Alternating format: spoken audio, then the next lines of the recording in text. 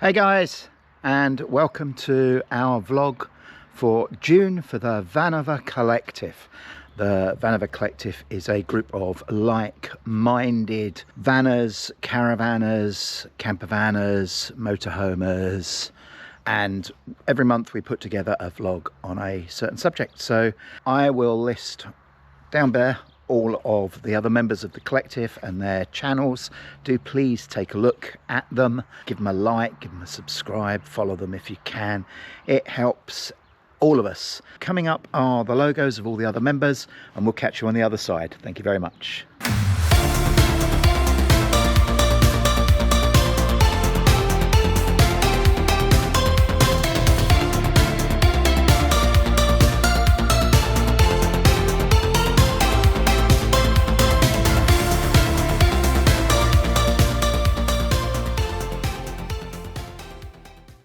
So this month's vlog is how we plan our trips.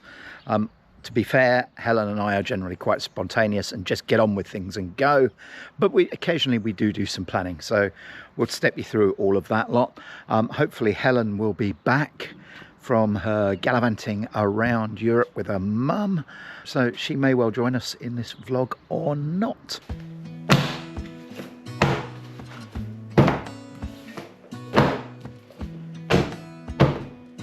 Guidebooks. We still use guidebooks. Lonely Planet, Rough Guide, walking books, great things. The internet is absolutely super, but sometimes, you know, these are great and they're just, you can read a guidebook in bed. You know, you can sit there and go, okay, I want to go to this area.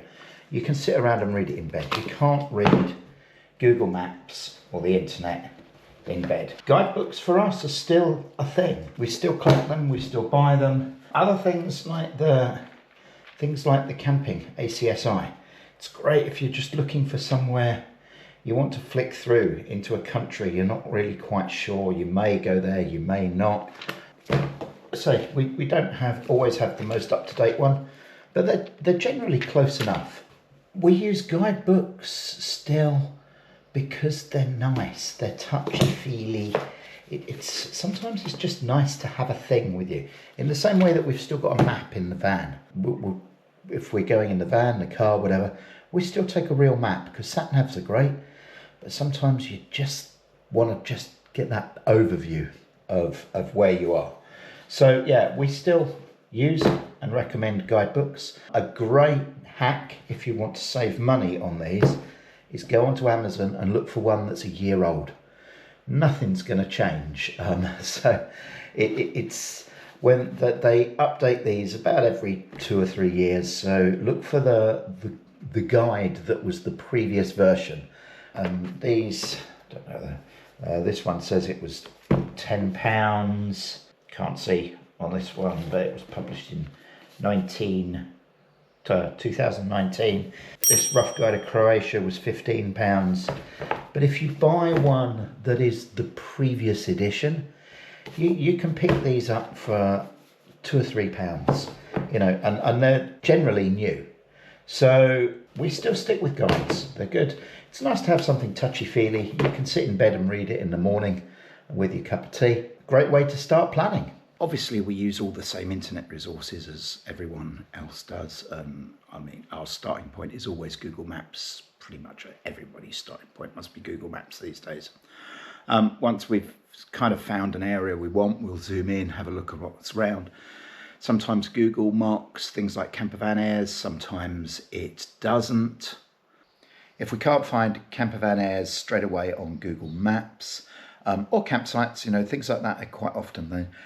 Our next port of call straight away is Park for Night or Search for Sites. Both of these are incredibly useful for planning your trip. You can see where they are. They give you the lat and long. There's obviously a list of facilities that are available. Other things such as really important reviews that you tend to find that the people's reviews, especially on Park for Night, are a bit more legit. They are, I don't want to say more trustworthy, but more trustworthy than some of the reviews you'll find on Google and things like that. They are a little more honest, we feel, so that they just kind of get what you get from those. It gives you a good sense if you're planning. Another thing is to think about what you want to do when you get somewhere. You know, it's all very well going to the coast, going to the mountains, going to the forest, wherever, you know, picking a campsite that's in a beautiful part of the world, but what do you want to do when you get there? Do you want to go hiking? Do you want to go cycling?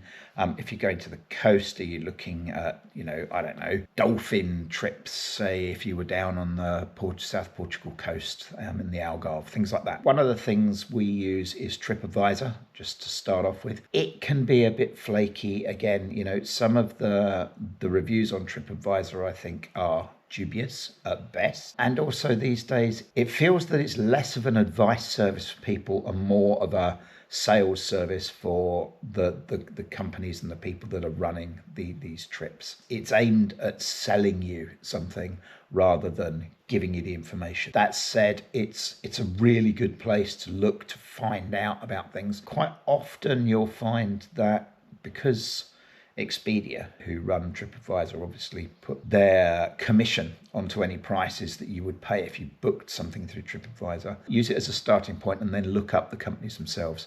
Almost certainly that there will be a way of booking and paying less because you're not including the Expedia commission in there. So yeah, TripAdvisor, great place to start, great place for ideas. Don't just dive in and book. Take a look. If you find somewhere that looks good, that you think, yeah, I'd like to go with them, that looks a great trip or a great adventure or whatever, Google them because you'll almost certainly be able to book cheaper direct. And of course, the other one is to get away from all the electronics, all the books and everything else. Get in your campervan, your motorhome, your car and your caravan, whatever it is you've got, heck, even your tent, and just head south or north or east or west. The amount of times we've woken up in the morning and gone, should we go somewhere today? And it's like, yeah, where are we going to go? Don't know. Let's go that way. And we do, and we'll go that way. You know, we'll find something.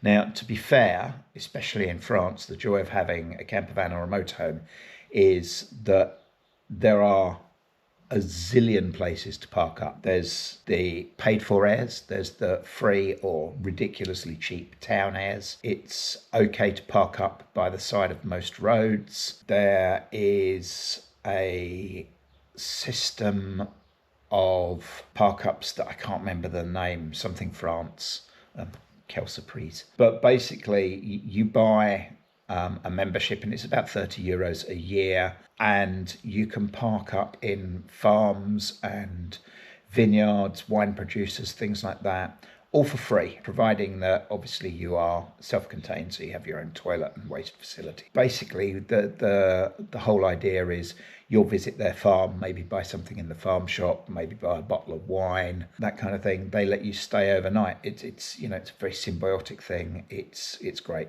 And when I remember the name of it, I'll stick it down in the comments somewhere or put it on the screen up there or over there or down there or somewhere. Anyway, by the time I've edited this, I'm sure I'll remember the name. So yeah, so France Passion. There you go. Yeah. So I will stick it down the bottom as well. France Passion, really good, really great way of getting very cheap overnights, and a great way to sample very local food, local drinks, things like that as well. So France Passion, definitely a good thing to do. But yeah, so we'll drive to the coast, or we'll drive to the lakes, or we'll drive to the forest, you know, throw the dog in, and we'll just end up somewhere. Some of those times have been the best breaks that we've had. It's like, oh, didn't realise this was there. We'll just stop there en route and end up there all weekend. So yeah, just don't discount just getting in your vehicle and heading that way. As a friend of mine who's a truck driver says, all roads go somewhere. And you may not know where that somewhere is, but if you follow it, you'll find out. So yeah, all roads go somewhere. Another thing to think about when you're planning a trip is how you are going to get around when you get to where it is you're going.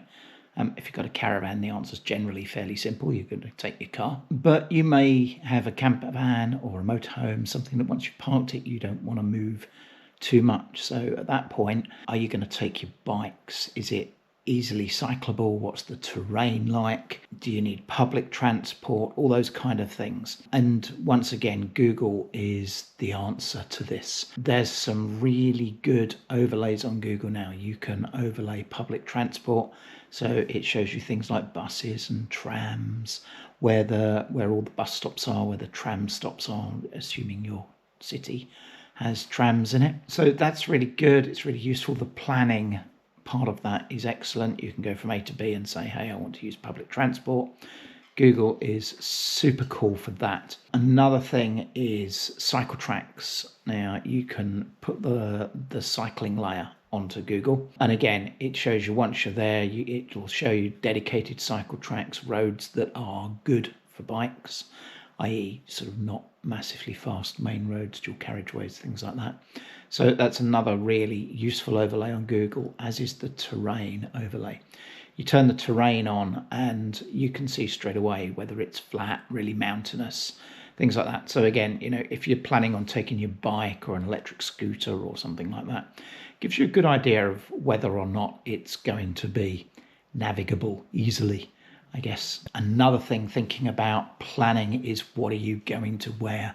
What's the weather going to be like? Is it likely to rain? Is it going to be super hot and sunny? Usually you've got a good idea anyway, but one of the places we check AccuWeather. It's really good. It gives you an exceedingly detailed weather forecast of places you're going, along with options for 1, 2, even 3 months in advance at times.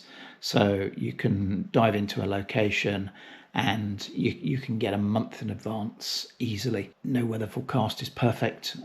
Let's be honest, most weather forecasts are far from perfect, but AccuWeather seems to be one of the better options. So that's our tips, really. Yeah, it's... Oh, doggies come to say hello. That's our tips, things like that. Don't overplan would be my biggest tip. Just kind of go with the flow sometimes. Best way, we're carrying our accommodation with us, so you don't need to plan too much. Just get on and do it. Get a rough idea of where you're going and get on with it. So thanks very much for listening. Please like and subscribe and do all of the things that we ask you to do. Click the like button, click subscribe, and you can hear more of these pathetic ramblings whenever we release them. Really helps us. Like, subscribe. That's about the 20th time I've said it, so one more time. Like and subscribe and do all those YouTube things. It'll help us. Thank you very much for watching.